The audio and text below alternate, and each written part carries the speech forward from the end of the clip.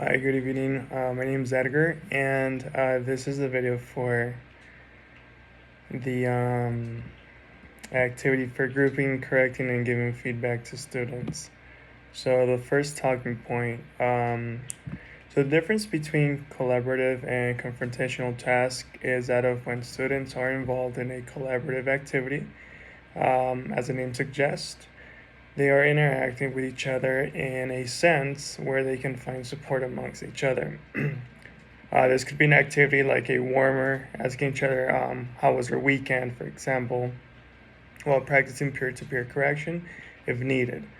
So in this case, they go ahead and refer to each other for help in case it's called for.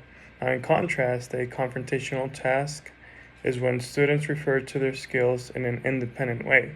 So in this case, they're not helping each other or referring to each other for any type of help. And this could be noted in an exercise such as a debate between groups where they prove their point of view, relying on their personal knowledge and abilities.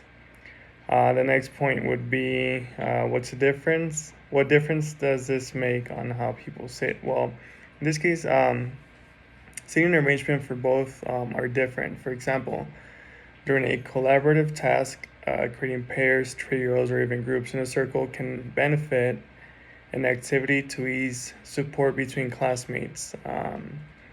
For an activity that is confrontational, like a debate, separating the class in two large groups, effective seating would be creating a space between opposing groups so they can face each other, debate, and this type of seating actually doesn't really help for them to go ahead and rely on each other. They would actually be relying on their knowledge when it comes to these activities. Next point would be describe one gesture you use to correct students. To correct students, I like to promote peer-to-peer correction by calling for help from someone in class.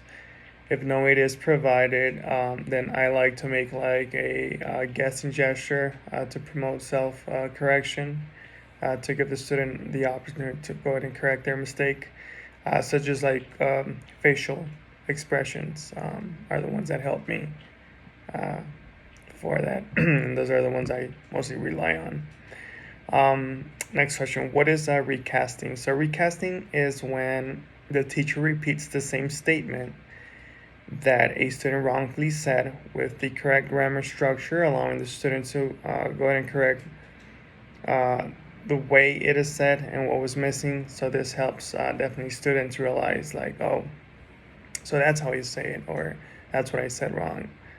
The next part would be explain the difference between a product-oriented and process-oriented task. So a product-oriented task is the sum of it all, allowing students to use the end product of the learning lesson, allowing teachers to measure also their learning process. And process-oriented task helps students further develop their skills through communicative activities, for example. And so pretty much one is allows you to see what they learned, and the other one how and when they're learning it. Why and when should we praise our students? So pretty much a student should be recognized when performing effectively because this will motivate the student to continue performing well. So at the end of the day, just praise them when they have done a pretty good job and just try not to overdo it.